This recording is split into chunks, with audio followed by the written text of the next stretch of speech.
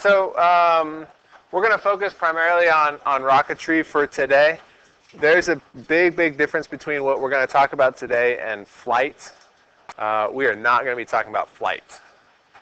This is not human flight. The origins of rocketry came from a ways before people ever kind of considered the idea that they may take a plane from one place to another, or even that they may go into space on these things.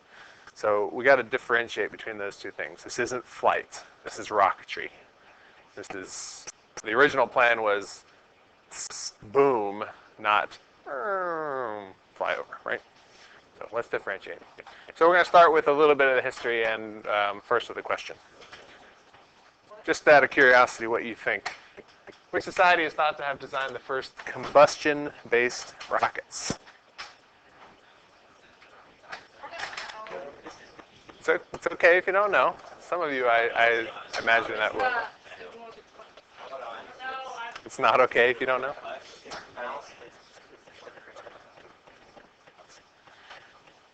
All right, that's 16. It was Chinese. Very good. What did they make? Fireworks. They made fireworks. So the firework, and you don't think about this, but the firework is the original rocket. I mean, what does it do? You light it, it shoots in the sky, and then it blows up. That's exactly what the rockets were. Now, the first Chinese rockets didn't really go into the air by themselves. They had to be thrown or launched with arrows, but they got there. This is way back when. First discovery of gunpowder, basically that started the whole rocketry idea. Maybe prior to that, there were some ideas about things getting shot up into space or shot into the air, but really it was the discovery of gunpowder and combustible materials, highly combustible materials, which prompted rocketry. Very quickly, have you guys ever seen a bamboo shoot? It's basically a piece of grass, but it's real thick and it's hollow in the middle, or can be hollowed out in the middle. If you fill one of those things with this gunpowder, put the top on it, and you got yourself a little bomb or a little rocket. So you take these things, you put your gunpowder in it, you put your whatever chemicals they use to make whatever colors. They weren't chemists at that point, but we now know that certain chemicals make certain colors. Put that stuff in there, light it, throw it in the air, and boom, you got yourself a firework. That's great. Soon after that, they discovered that these things didn't have to be thrown anymore. They could be launched on their own. So if you put it in, pack it in a certain way, you leave a small hole in the end, by lighting it, it will shoot out of its back and then propel itself into the air. That, I guess, was the first official rocket. A self-propelled firework. Not much more than a bottle rocket is today, but that's essentially a rocket. I suppose we could. After this, the true development of the rocket basically came as a weapon.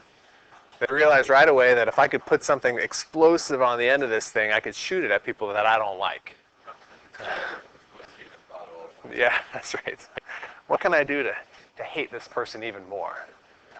Yeah, so this is a model. What you see here is a model of what I think may be the first gun. You put a little propellant in there, you shoot something out of it, basically a rocket.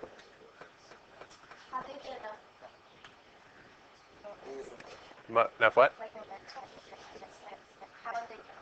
It generates its own, well, the combustion generates its own energy. So you don't have to throw it, it just shoots from the back. Yeah. This, of course, this gun, of course, got bigger and bigger and bigger because they realized that I can throw bigger and bigger things if I just make it bigger and bigger. So this kind of developed into what we would now refer to as a cannon. And this is way back. This is Chinese. They used it in disputes with Mongolia at the time. And so these wars, these conflicts, developed this as far as they could take it with their knowledge of physics and chemistry. We found images and descriptions of what we would refer to as a rocket. In our time, notice this basically looks like a firework, but they put a big stick on the end of it. And now, of course, this looks very similar to our bottle rockets. Now, why do the bottle rockets have a stick on the end of it?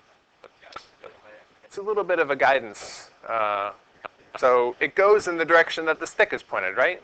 It doesn't have fins on it. It's just a little cylinder of dynamite, basically. You put a stick on it, it tends to go in a straight line. Yep.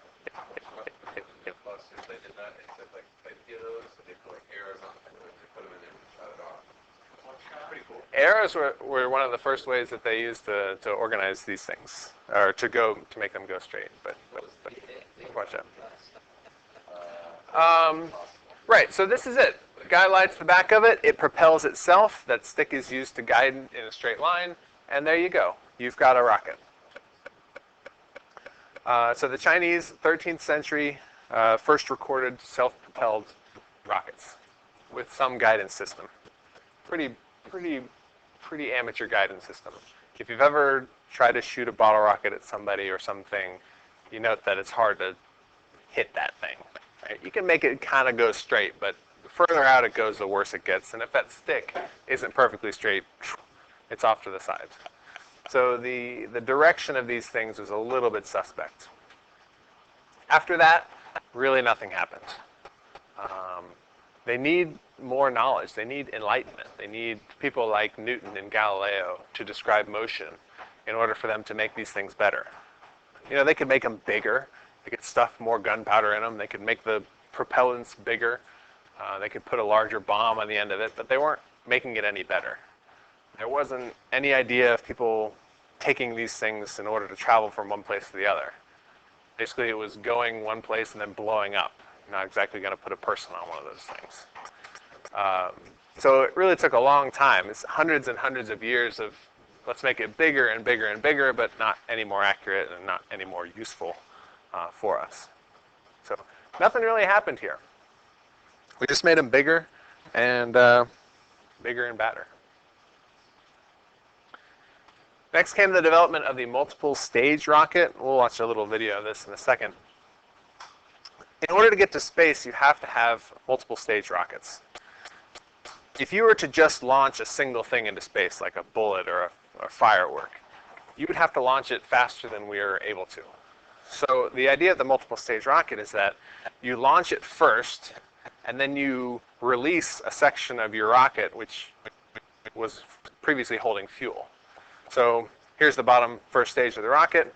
You launch the rocket, it gets up very high, you drop this thing because it was just holding fuel anyway, now it's dead weight, and then you shoot more propellant out of the back of a smaller object. Well, you can make that object go really high, break it off again, and that's a 3-stage rocket. Then whatever's left over goes into space, into orbit or around the moon or satellite or whatever you want to do. So most, in fact, all things that are now shot off into space are multiple stage rockets. Yes?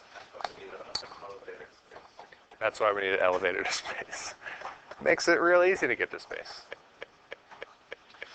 What you see here in this image is the first stage separating. So there's the bottom propellant, the bottom stage of this. This is called the Saturn V rocket. Once the fuel is expelled from the bottom stage, it falls off, and a new stage starts from the bottom here of the expelled piece. These were first developed somewhere in the 15th or 16th century. There's a couple people that kind of did it simultaneously. A couple people theorized about it. But the first actual launch of a multi-stage rocket which was successful was in Germany in the 1500s. So from the 1200s to the 1500s, really nothing. And then multiple stage rockets really kind of started the whole process. Let's take a look at what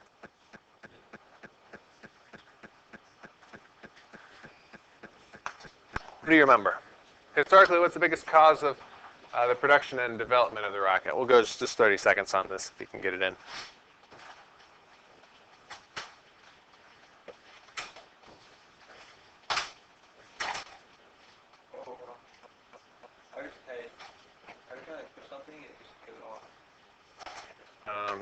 Try to do it a little quick.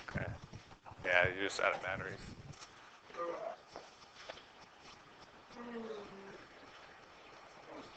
If you take the back cover off and kind of wiggle the batteries, it sometimes will get you a little bit more life there.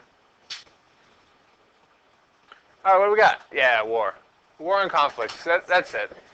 And we're going to find out very quickly when we get to the world wars, how quickly rockets develop after that point, and flight itself. Remember, at this point, there's no flight, there's no planes. You guys know when Kitty Hawk was? Early 1900s. So we're in the 16th, 17th century here with these rockets. There's no ideas of flight. Maybe Da Vinci had his little flying machine. Maybe Galileo had ideas of it, but nobody's ever going up into the sky flying around at this point. Well, maybe somebody was.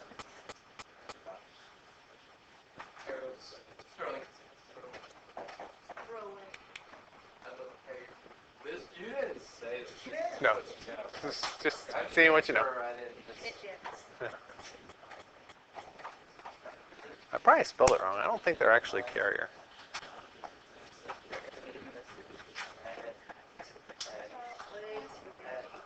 All right, go ahead and get your answers in.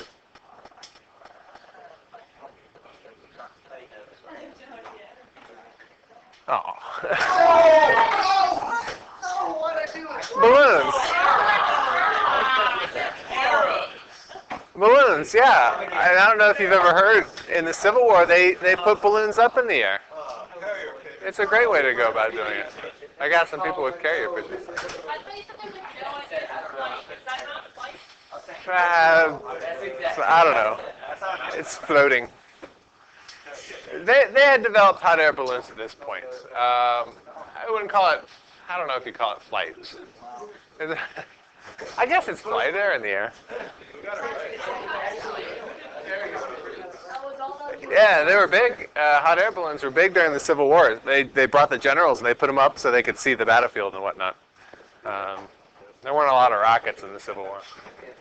All right, so we get up to the 1800s, and this is, again, Civil War time, a little earlier than the Civil War time. The development of the mini ball and the rifle. You guys know why bullets go so straight? Because of they're not balls. Okay, so they put a point on them, so they're more aerodynamic. But why are they able to go straight and not wobble around? Because they have curves There's curves inside of the rifle itself. So they've got these long barrels, and inside they've got rifling, or it makes the ball spin when it leaves the chamber. And that spinning keeps things upright and keeping them going in a straight line. Now you can do this with a rocket or something propelled. That's great. You can't really do it with something you're going to put a person on, but we'll figure that out later.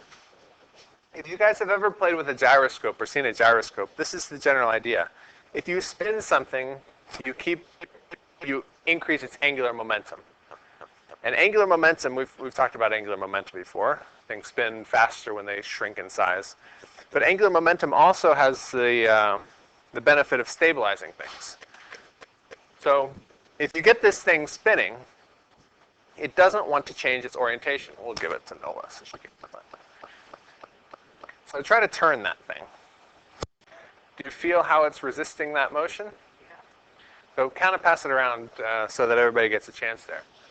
But when a gyroscope spins very quickly like this, it resists a change in its orientation. So if you put a gyroscope or a spinning object inside of a rocket that's big enough, that rocket will resist the temptation to wobble from side to side or lean over to one side or another. Eddie? It's kind of like your tire. Yes, it's exactly like the tire. And if you've ever played with that kind of thing before, I got to get that thing going really fast in order for you to feel it. But you can feel that pretty easily.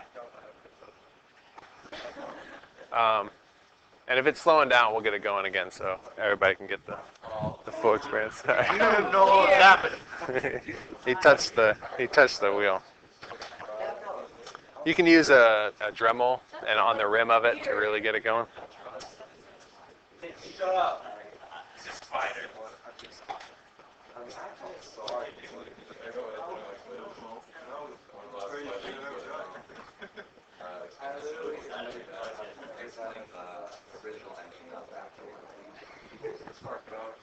Yeah, well, now I'm screwing it up.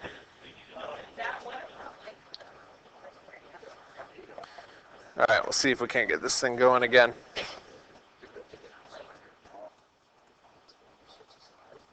So gyroscopes. Advances in chemistry. So in the 18th century, huge jumps in chemical understanding of chemistry and how reactions work, improved our fuels. So solid fuels got better, and then liquid fuels were developed as well. So up to this point, gasoline wasn't a thing. Steam power was a thing, but they couldn't exactly steam power a rocket. It doesn't go fast enough. So they had to rely on these solid fuels, which weren't going to be as hot as liquid fuels. And then, of course, we need to keep improving on the altitude. We need the things to go higher, and we need the things to go straight, because you can make them go really high, and then if they fall or turn over, then they're no good. Sorry about that. All right, so let's talk about some of the guys that were important in rocketry. Robert Goddard. Robert Goddard was an American. We're going to talk about a guy named Hermann Oberth first. This guy is sometimes known as the father of rocketry. So rocketry really, forgive the pun, took off in the early 1900s. And this guy had a great deal to do with that. First of all, he did the math and science behind it and theorized these are the things that we could do between staging and making things more aerodynamic. We can make things go into space. So early 1900s, this guy came up with the ideas that we can go to space. He was inspired by writings of Jules Verne. I don't know if you know what Jules Verne did. Center of the Earth. He also wrote stories about mankind going to the moon in rockets. And he said, well, maybe I can actually do that. So he conceptualized these ideas. Multi-stage rockets, theorized space travel, what it would be like in space, what we'd have to do to get to space using technology. Following in his footsteps, Robert Goddard, an American, who has since been legacized. He's got a space flight center named after him in Maryland. The Goddard Space Flight Center in Maryland, and they still there develop rockets and things that he did when he was alive. Known as the father of modern rocketry, so he's taken these ideas in the 30s and actually developed them. And within his development, he did 4 primary things. The first one, and probably the most important in his time, was to develop liquid fuel.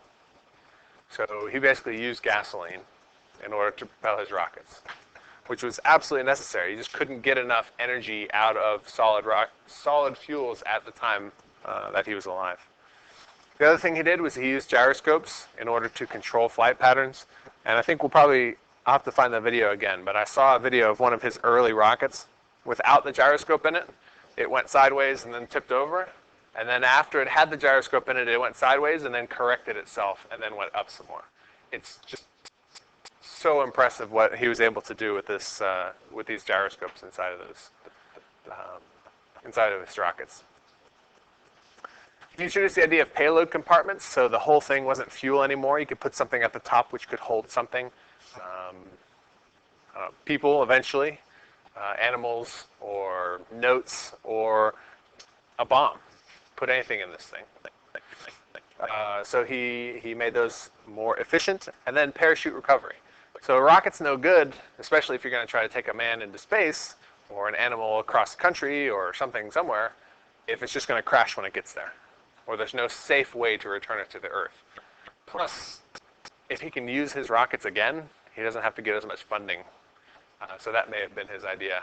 I'm going to crash this thing. I'm going to destroy all those gyroscopes that I had to build by hand, because nobody else was making gyroscopes at this time. Government, yep. This is the time when the government started funding this kind of stuff. NASA wasn't in development yet. NASA didn't come into the late 50s. But I think the government understood the benefit of having some knowledge of rockets at this point. This is after World War I, so maybe even during World War I there was some idea of this could be good for us if we were able to do this first. Again, following that kind of wartime idea, wartime theory.